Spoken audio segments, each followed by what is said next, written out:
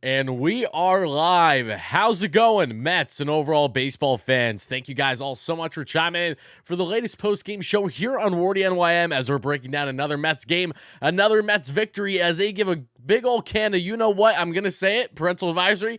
They give a big old can of whoop-ass to the Chicago Cubs in this series finale, winning by a final score of 10-1. The Mets didn't only have stellar offense from everyone and their mother in the lab today, but they had roughly 7 innings of only one earned run ball from, yes, Carlos Carrasco. Who would have thought that we would get such a sharp outing from Cookie? I have a lot to say on the Carrasco front. Very happy to get into that and very happy to break down this Mets ball game as they are going to be riding high heading in now to Colorado as they begin their 3-game set tomorrow night there against the Rockies. But how's it going, everybody? If you're watching live or on replay, happy to have you all in here. Make sure to smash that like and subscribe button if you guys enjoy the most consistent, the #1 Mets postgame show here on YouTube covering this Metropolitan team. As again, another victory. The Mets are a game up now, above 500 on the season, and they look to continue their winning ways heading into Colorado. A really sharp outing again from Cookie tonight. The offense, oh, do I have a lot to say on that. The Mets had offense galore tonight against, Kyle Hendricks making his season debut for the Cubs, and then ultimately beating up on that Chicago bullpen so bad that they had the catcher and Barnhart there throwing in the 9th inning as waving the white flag, if you will. So a lot to get into, but more than anything, if you guys are watching live right now in the chat, or for people on replay, spam those W's.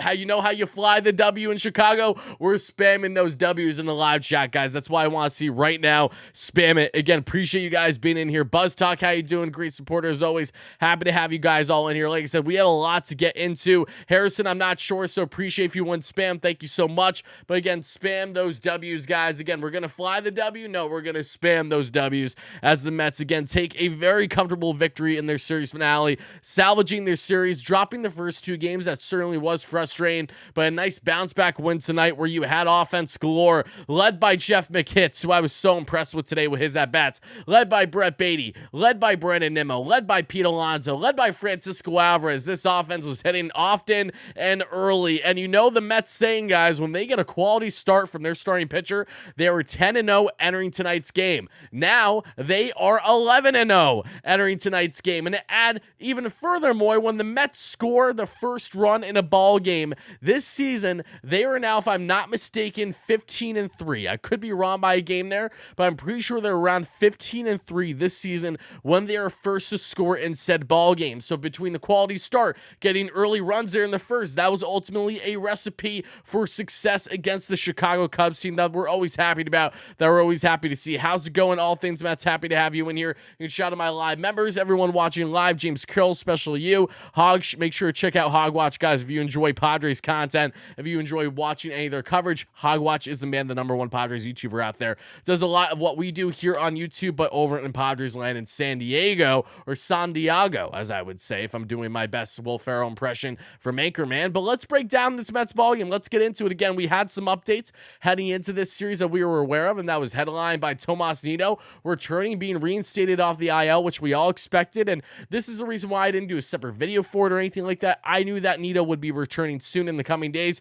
a little sooner than I initially expected, I'll say that. However, Nido returns, and Gary Sanchez, who again had a nice first game with the Mets, in which I was in attendance over the weekend in the first half of that split doubleheader against the Guardians, hasn't done anything since. It did not look good defensively at all as he was catching for Tyler McGill in game 1 of this series. And again, strikeout guy, we know that.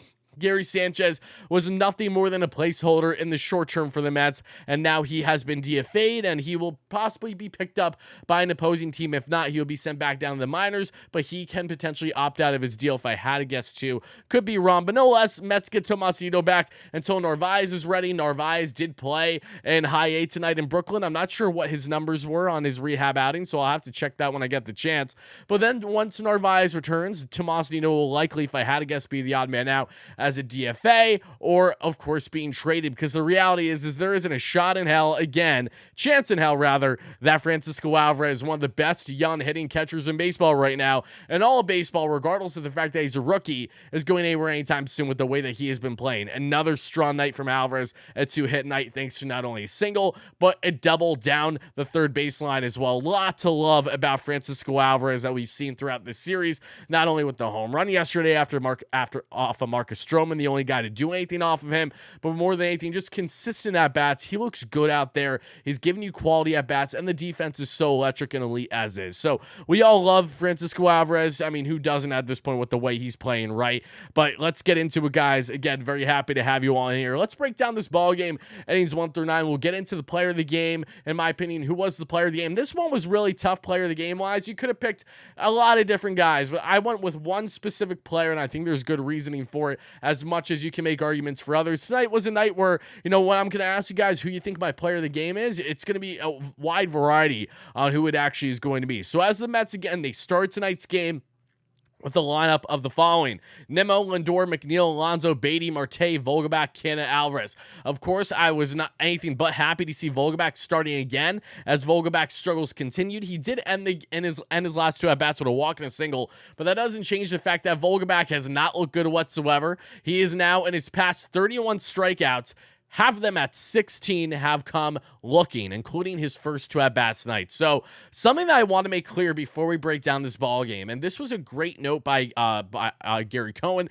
that we heard in the booth today. If you guys were watching SNY's broadcast, and as I'd imagine that you all were, is that it really feels like Ronnie Mauricio time is inevitable, right? Keith made note of it yesterday, too. You have 3 studs already up with the Mets this year. You're just looking for that one more. And Ronnie Mauricio is that guy who extended his hit streak again tonight, going 1 for 4 there in AAA. He does have, I think, 11 errors over his past 24 games or so at second base this season, or just 11 at second base in general this year.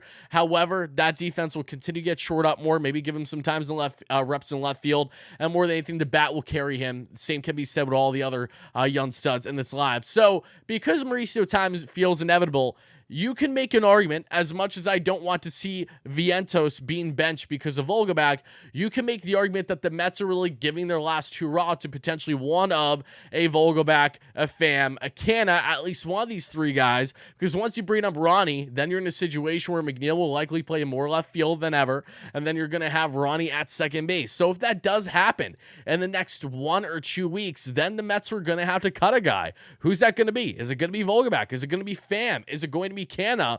It's not going to be Eduardo Escobar. I don't see that happening. I think Eddie is in a nice role off the bench, especially as a right-hand batter.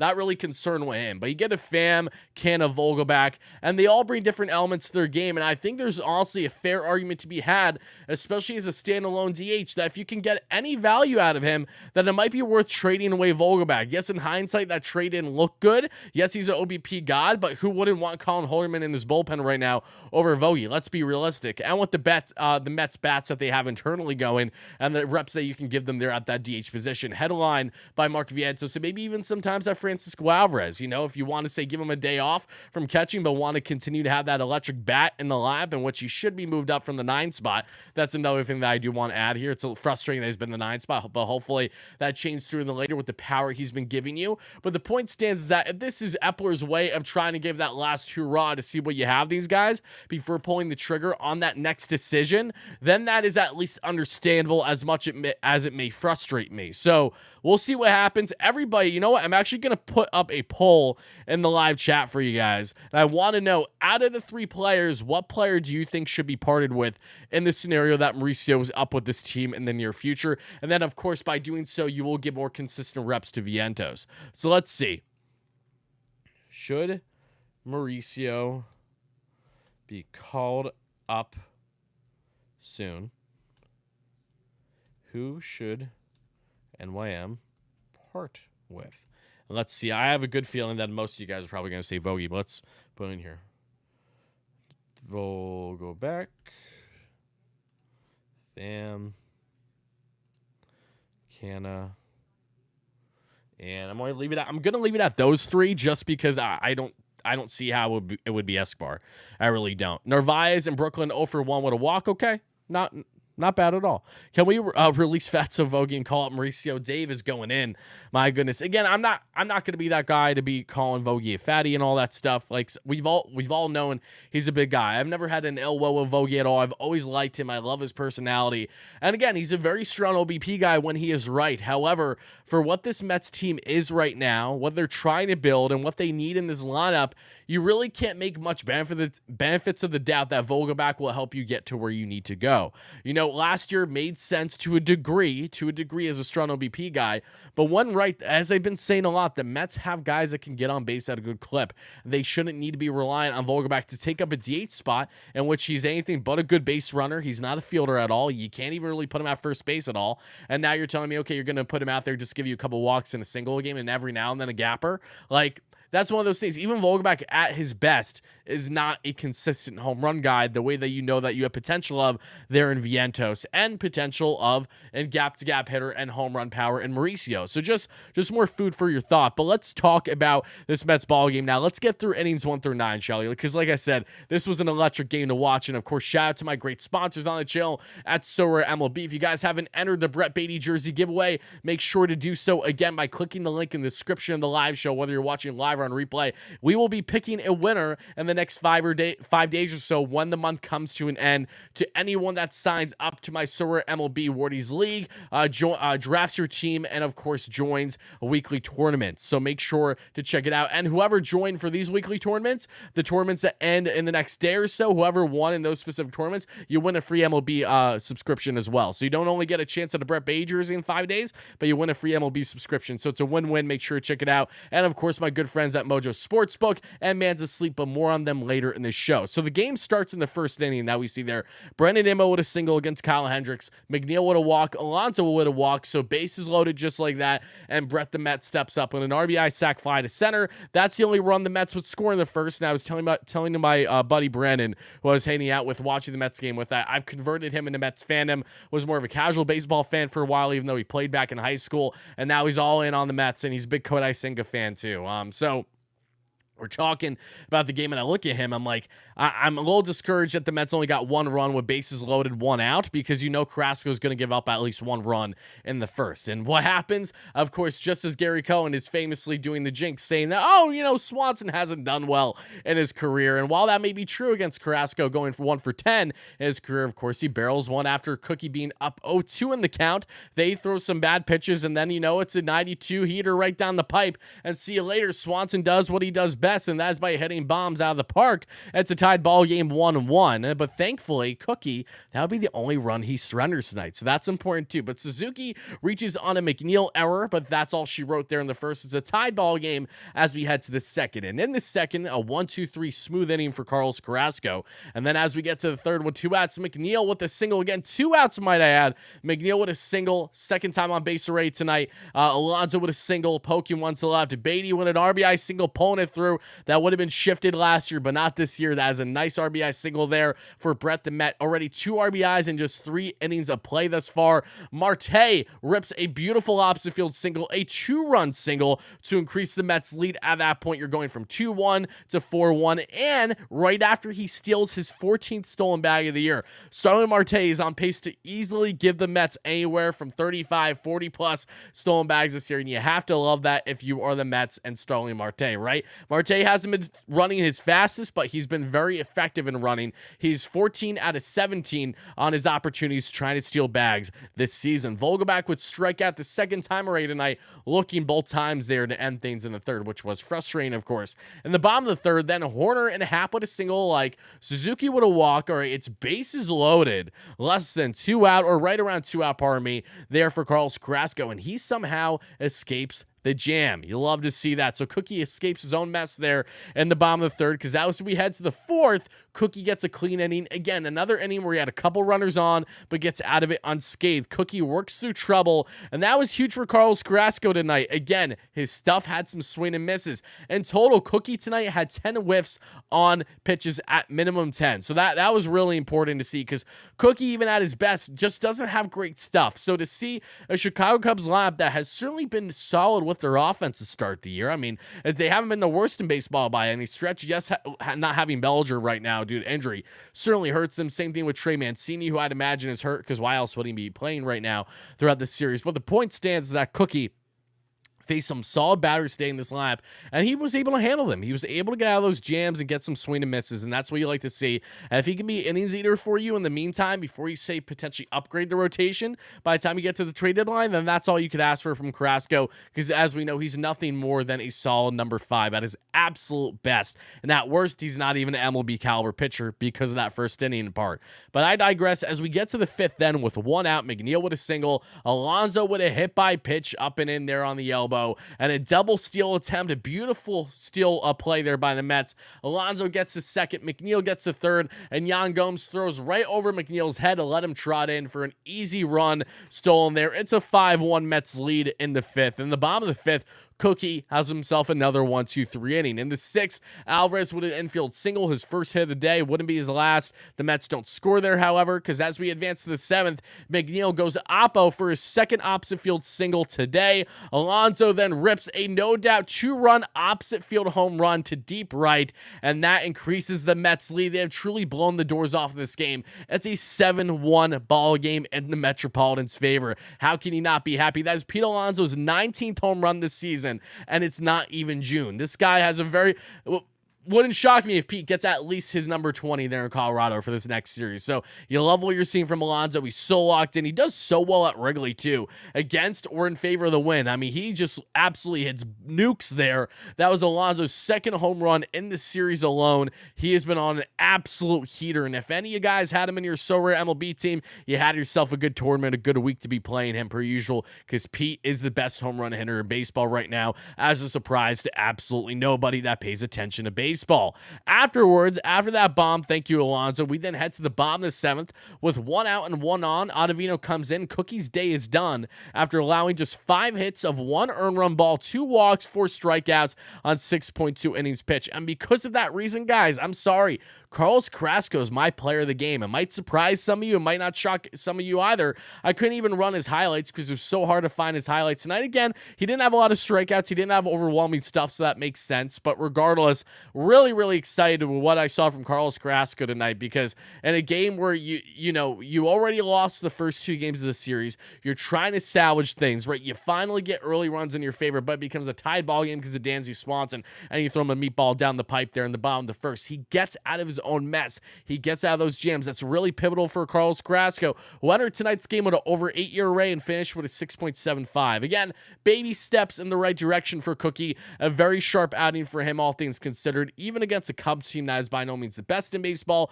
but certainly better than what we have seen in recent starts. Cookie hasn't had any start nearly as sharp as what we just saw him display today in a cold, windy night there in Chicago. So you got to tip the cap, give credit where credit's due. Carlos Carrasco came out to play today, and hopefully we see more production of that from him. But again, if you're wondering, why didn't I pick McNeil? Why didn't I pick Beatty? Why didn't I pick Nimmo even later in the game? Alonso, anyone. But I got to give it to the guy that we had such little expectations of, and he really impressed today, all things considered. So got to go with Cookie. Really important for him to get this iron today, a confidence builder for him. We know he's not leaving the rotation at any point in the near future, because even though David Pearson had a really good start of going like 8 scoreless the other night in AAA, DP has been anything but good this season, right? The Mets need as much pitching depth as they can possibly get right now. So if Carrasco can be an X factor as that 5-5 man, I'm going to take it every single day of the week. So, Cookie, thank you for a sharp outing today, and that is exactly why you are Wardy's player of the game. But as we jump back into breaking down this ball game, again, getting closer to the end here, you see Cookie there, again, 6.2 solid innings. Ottavino comes in, he walks Horner, the first batter he sees, so there's 2 on, 2 out, but thankfully gets a soft ground out of Dansby Swanson to end the inning. In the 8th, then, Vogelback with his first single of the night, Alvarez with a double down the third baseline, a chopper that gets through. Then Brandon Nimmo says, how you doing? Let's blow the doors open even more. He makes it a 9-1 Mets lead thanks to a 2-run triple. That is Nimmo's second hit of the night. Brandon Nimmo is batting right around 300 on the season with an over 800 OPS. How you doing, Brandon? Happy to have you here. You are a leadoff god, and that is what we love to see. Nimmo with a beautiful 2-run triple there to increase the Mets lead 9-1. And Francisco Lindor, first pitch swinging his final at bat of the night, night is an opposite field RBI single. That's his first hit of the night. RBI single there makes it a 10-1, 9-run deficit for the Cubs and in favor of the Metropolitans. Alonso would get on with a walk, and that's all she wrote. Tommy Hunter gets in a jam there pitching in the ninth, but escapes it unscathed without a problem. Then the bottom of the ninth, you have Tucker Barnhart, the catcher, pitching. Marte rips a single, he's stat padding. Vientos would pop up because he gets right under it, pinch hitting there. Then you see Alvarez pops it up too. You know, they're swinging for the fences, and they gain 200 on these eephus pitches at like 35, 40 miles per hour. And then Canna rips a single, but then that's all she wrote. So Mets don't score there in the ninth. One, the catcher is actually, pardon me, when the catcher is pitching is when the Mets don't score, funny enough. And wow, the Dallas Stars just scored in overtime. Joe Pavelski with a one-timer and the left dot to send the Dallas Stars on to Game 5. They have not been swept by the Vegas Golden Knights in the Western Conference Final. For anyone that is a hockey fan, I'm just making note of it because I have it on my TV. Boston, of course, is now down 3-2 in the Heat series. Heat, you know, we'll see if they bounce back and win in 6. But, you know, Vegas, that looked like that they were going to get the sweep, and now head to Game 5, still up 3-1 in the series. Just want to sprinkle that in there because the game's on. Nice shot there by Joe Pavelski, who is Mr. USA for all you hockey fans out there. Absolute stud in his late 30s, still getting it done. But let's now get into breaking down, aside from this ball game, which again was a nice 10-1 victory. That's what you like to see. When we look at the Haynes stats, just look at the spray chart today. This is what you like. 2 for 6 from Brandon Nimmo today. Was he 2 for 6? I thought he was 2 for 5. Maybe he was 2 for 6 today and I was wrong. Wouldn't be the first time I'm wrong, right? 2 for 6 with the triple and the 2 RBIs there. McNeil, 3 for 4 with the 3 runs scored. If I was going to pick a hitter as my player of the game tonight, it probably would have been McNeil because his at-bats looked really good. He went oppo twice. He was locked in, and you got to love prime McNeil because McNeil, even when it's an 8th inning, 10-1 Mets lead, he has 3 hits, looking for his 4th. He flies out to fairly deep left center, and you see him just doing his F-bombs and pissed off, and he's never happy, McNeil, and you got to love him for being the gamer that he is. This is also glitching. I don't know why they had Tommy Hunter there in the spot after Alonso, but Alonso went 2 for 2 today with the 2-run home run, 2 RBIs, and got on base all 5 times tonight. So you love that from Alonso. I don't know why this is glitched the way it is. That's funny, I guess because of I don't even know. I don't know why that is the way it is. Maybe because the Mets didn't hit again. But Beatty again with his 2 RBIs. Marte 2 for 5. Very solid game with the 2 runs. The 2-run scored single. Vientos pinch hitting there for Vogie, but it was against Barnhart. And then Canna got himself a stat padding single. We're not counting that against Barnhart. And then Nito comes in to catch at the end of the game for Alvarez. Alvarez went 2 for 4 today. Francisco Alvarez has a 264 average with an 839 OPS, guys. That OPS is currently second best on this Mets team, only trailing the 900 OPS from, yes, Pete Alonso. We look at Brett Beatty, 240 average, 710 OPS. But Beatty, again, he's putting the ball in play. I love him, and his defense looks sharp tonight, too. Had a great deep throw there from deep in the hot corner to get a runner out there. I forgot who it was later in the ball game, but loving that. And then pitching-wise, again, this is what you got. Cookie, 6.2 solid innings. Ottavino getting that final out there in the 7th, and Tommy Hunter giving you 2 scoreless.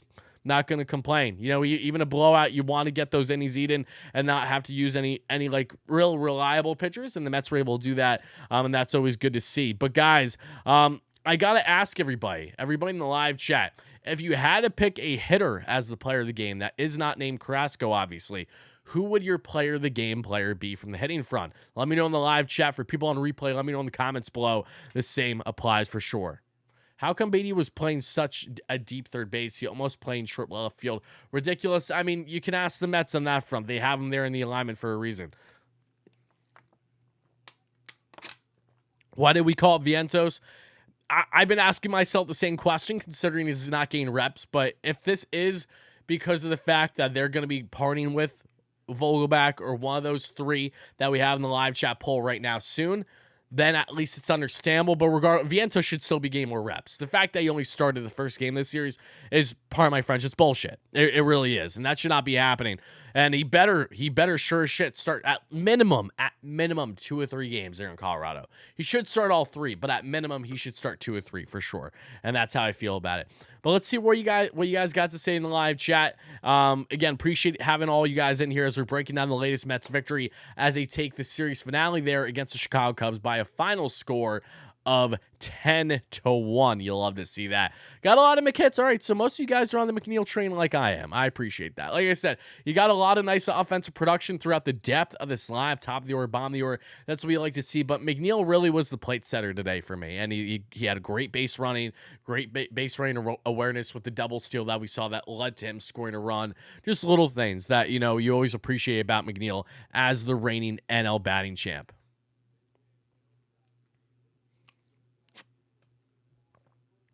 How's Alonso not in the top 10 of power hitters so far? I don't know what ranking you saw, Peen, but you saw it from an organization or people that just don't know what the hell they're talking about.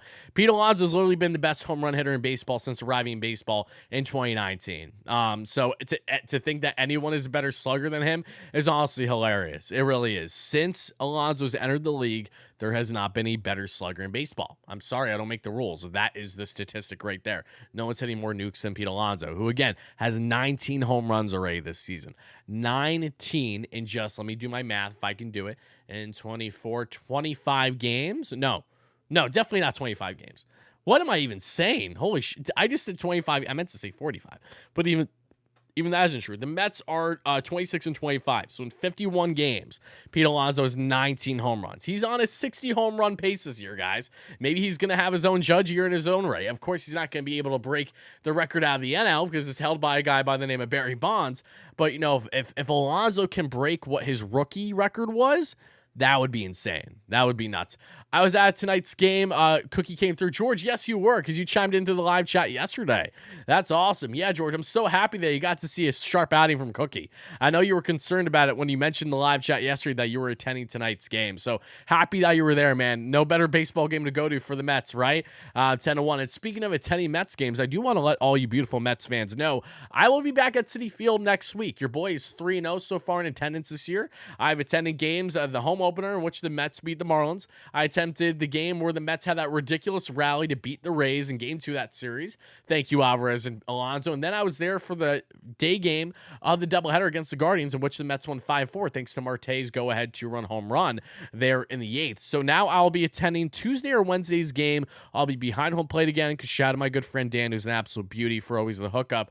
I'll be behind home plate with my buddy who's actually a Phillies fan. I know he's a schmuck, but that one's perfect, right? He's a redhead too, so I guess it's fitting. Always with Philly, especially if you're a Flyers fan, there's a redhead galore. But anyways, I'll be behind home plate with him and my good buddy Dan Tuesday or Wednesday, so look out for your short schmuck boy there. I don't know if I'll be on TV again or not. We'll see, but I'm excited to hit one of those night games on Tuesday or Wednesday. So there will not be a live post-game show one of those nights. It'll be me doing a recap on my phone at absolute most. But be on the lookout for that, guys. And again, appreciate everyone that that was kind enough to say hello to me when I attended the game over this past weekend.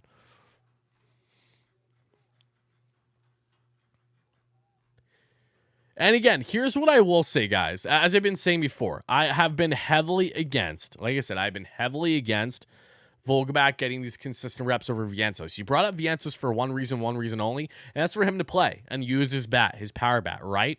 But I will say this again. If what Gary was kind of, insinuating to be true, at least I can understand that more. I would have even said maybe wait to bring up Vogelbach, but even though he has been a factor in the games when he has played. But as long as a decision is going to be made soon, like I'm hoping at absolute worst after this road trip, but hopefully, again, Vientos starts at minimum 2 of the next 3 games, if not all 3 at the DH position. If one of Pham, Vogelbach, or Canna is going to be cut ties in the near future because of Mauricio, then we're cooking. I mean, that's a very boomer bust lineup, but a boomer bust lineup that you want to give a leash to, see what you have in it before you get to the trade deadline. Give these kids opportunities now. They've all thrived in their own right at AAA, and we're seeing what Francisco Alvarez is doing as one of the best young phenoms in baseball. Beatty is looking sharper by the day. I've been loving Brett the Met. I really have. I can't wait to give away that jersey for you guys soon. And then same thing, Mark Vientos has shown those flashes in that very little sample size. And Ronnie Mauricio, the guy who signed the inside of his hat in spring training, who knows what even he's capable of, is just spreading the ball over the place. Just an absolute monster at 6'3". They have him listed 166, but his ass is at least 180. There's no chance he's 166. I find that so hard to believe. Sean, thank you for the $5 holly. He says, on the MLB app, there was an article that said Judge is number 2 and Alonso isn't ranked. It's so dumb. Yeah, it is dumb. But again, just because people work for the MLB or an organization that covers baseball doesn't mean that they know what the hell they're talking about. I know it's crazy, right? But it's almost like I just schooled, a reporter that works for ESPN that makes a living, has a net worth of $3 million covering baseball. Just because you make money and you cover a sport doesn't mean you know what the hell you're talking about. I think you guys should know that by now. I think you should know that by now. And Buzz, I appreciate that. Shout out my members, Patty, James, Sean, all you guys. Happy to have you in here. Everyone smash that like and subscribe button if you're watching live or on replay, as we've been breaking down this latest Mets victory as they take a big one in Chicago by a final score of 10-1.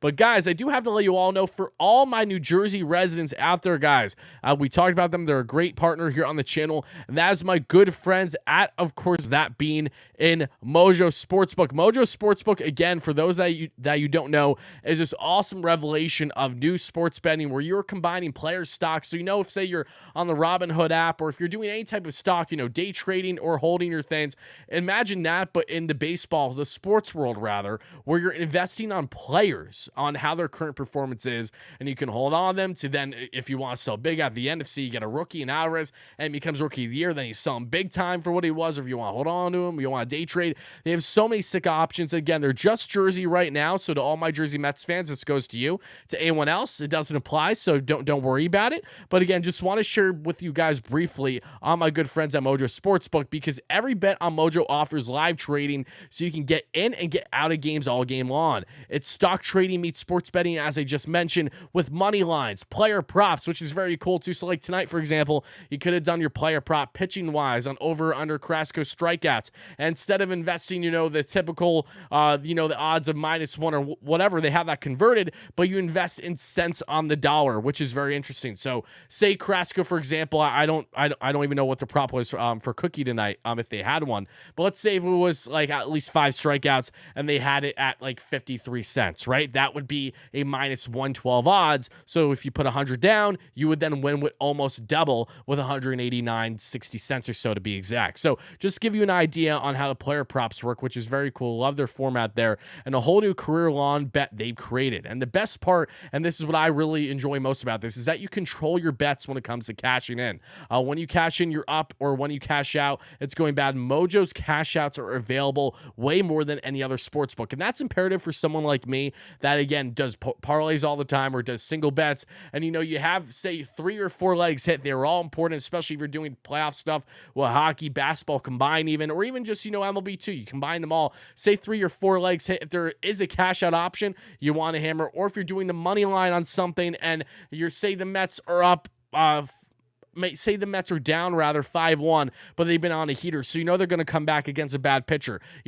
Just things to consider in regards to the cash out that I love about them. So again, all you got to do is get the app now and use my promo code WardyNYM to get a 20% 20% deposit match on up to $100. Again, that is code WardyNYM on a 20% deposit match up to $100. And all you got to do is click that link in the live chat for people watching live from my New Jersey residents only. For people in the live stream, of course, clicking the link in the description or in the comments down below on replay, the same applies. And shout again to Mojo Sportsbook for being a great sponsor here on the channel. Once more, there's a promo code WardyNYM, 20% deposit match up to $100. And they will be legal in more states than just Jersey in the coming months, I'm sure. But right now, because this is a slow roll, slow process, they're really focusing on where they started in Jersey and, of course, all their great New Jersey Mets fans. So appreciate all you guys that have already checked out Mojo as a great sponsor. Again, all these things come back are contributing to the channel, and that's what makes things afloat and us to have a great year here on WardyNYM. So shout out to them for being a great partner. But let me go check real quick before we advance further in the live show. I want to see where we are in the poll, because as I said, we put up a poll already, and in said poll, it would have, and we're almost at 100 likes, so continue smashing that like and subscribe on. Really appreciate it, guys. We're at 75 likes. We're trying to get to 100, 150 by the end of the live show. I see here, I said, should Mauricio be called up soon? Who should the New York Mets part with? At 5%, you guys say Mark Canha, which I agree with. At 30%, you guys say Tommy Pham, which I agree with. And at most, what I agree with here is that being and Daniel Vogelback at 64%. And when I say part with, the same goes with Tomas Nido. This is not something where it's like, oh, the Mets, the ultimate, they have to DFA right away. No, if there's a way that they could trade and get some type of value in return for Vogelback, that's a win-win at the end of the day. Yes, in hindsight, the trade, it didn't do too much for you. Colin Alderman is looking like a stud there for the Pittsburgh Pirates. However, it made sense to an extent at the time with what the Mets tried to do with a platoon that still fell short. Then they rushed the kids up. Now it's imperative to give the kids a leash with how impactful that they've been at the AAA level and to an extent at the MLB level. So again, I like Vogelback. He's not a guy that I necessarily want to see gone, but it's just like, where does he have a proper role on this team, right? If he was even capable of playing at any position, where the Mets could platoon him in a role, then it would be more justified, but you're platooning him at DH as is. So, there's fair arguments to be had there. There really is, and I really do believe what Gary Cohen said in the booth today is going to hold true, that the Mets are basically kind of giving their last two hurrahs to some of these vets to see who's going to stay and who's going to go. They have some tough decisions that they have to make, and I understand that, they're not in desperate need to say bring up Mauricio, but it's definitely something that they've been pondering for a while with the immediate impact he's had, his defensive ability at second base. Again, he's had some errors, but it's his first year playing second base, so you're not shocked by that. And if he gets any reps in left field too, that can be imperative, so he can kind of switch, go on and off with McNeil, and that would really put Canna in a position as more of that bench guy, and that's okay, because if Canna has not been sharp this year in a limited role, but hopefully at his peak, he's grinding out those at-bats. He can be impactful every now and then. Canna's a guy who I don't mind off the bench whatsoever, especially if you have a lineup that has the amount of power the Mets would with the following in Alonso, in Lindor, in Alvarez, in Beatty, in Vientos, in Mauricio. That is a star-studded lineup when it comes to potential power. Yes, there's a lot of risk. You're going to see more strikeouts for sure. But the way that we view and kind of have envied the Braves, for example, as being such a great young home run hitting team, the Mets could try to start to get on their own similar level in their own right if these kids continue to produce the way we expect them to, and again, you give them the proper leashes that they deserve. So just more things to talk about in regards to the kid front and how and why they should and can be effective. Just definitely something that I'm excited about, to say the least, with Mauricio when he is inevitably called up sooner rather than later. Let's see, Wardy, why you defend Canna, considering the Mets still are going to need a guy that can play left field every now and then. That's why, it really comes down to that. He has defensive flexibility, which some other guys on the team don't have. I have not been a lover of Canada's performance by any stretch this season. He has definitely been a problem. But again, should you bring up Mauricio, then that would even limit Canada's abilities and at-bats more by having him as not even your starting left fielder on a daily basis, because that'll be McNeil. And then if you give Mauricio some reps over time, Mauricio then can go there in the left field. If you really even want to, not that I want to see happen, but if you really want to, Mauricio, I'm sure, could play the hot corner perfectly fine as well every now and then. And you put Beatty in left. Not, again, I don't want to see that happen. I'm just saying it wouldn't shock me to see how much flexibility the Mets can get out of these guys. Also, keep in mind that not that I want to see any of these guys traded, I really don't, but the Mets giving some of these guys reps, and in Mauricio and Vientos especially, is also imperative when it comes to leading up to the trade deadline. Because at the end of the day, if there are certain elite players available for a Mets in a win-now stage right now, it will be something that they at minimum ponder and consider leading up to the trade deadline. And if the kids aren't awfully productive as well, say half out of the four rather, it's something to consider. But ideally, what would be great is if we do have a season where all the kids end up being productive the way that we've seen for the most part thus far, and Ronnie being the next man up. So I'm excited to see when Ronnie's going to be in this lineup. Hopefully it's in the next week or two. That'd be cool. But again, we'll soon find out. Of course, whenever that Mauricio inevitable call-up happens, we'll be live here or doing a quick video to cover it right away on the channel.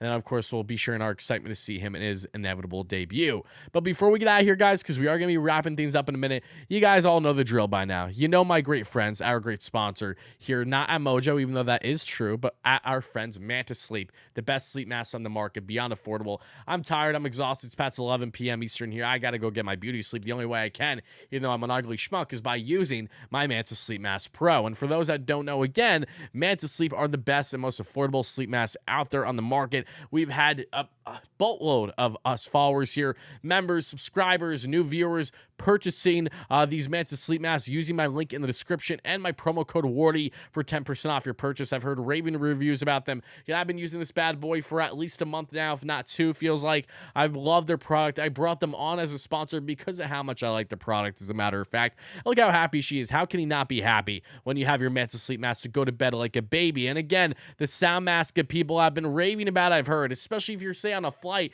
you want to get rid of turbulence. You want to get everything away. Say you're in a household where you got kids screaming and crying and fighting all day, you know, especially if, say, you're a sibling, an older one. You want to tune all those things out. Say you got pets that just are way too noisy, that won't shut the hell up every now and then. You want to throw on your Bluetooth mask, your sound mask. Maybe you want to throw on a little Frank Sinatra. Maybe you want to throw on Creep by Radiohead. Maybe you want to have some whale noises. Whatever you want is what you can get there with the Bluetooth sound mask, which is, again, one of their best products. There's their newer one. The Sleep Mask Pro is what I have in my possession currently, that I sleep like a baby using. And then, of course, you have a couple other great ones, in which I really like is the weighted mask, in which I've heard great reviews about. The cool mask, if you're going to bed hot at night, the way that I am after these post-game shows in the summer, you want some cooling around your eyes, that's what you get with the Manta Cool Mask. Or on the flip hand, if you want to, say, have a nice warm night, especially come winter time for people out on the East Coast, there you have a Manta Steam Mask to give you some steam around your eyes as well. So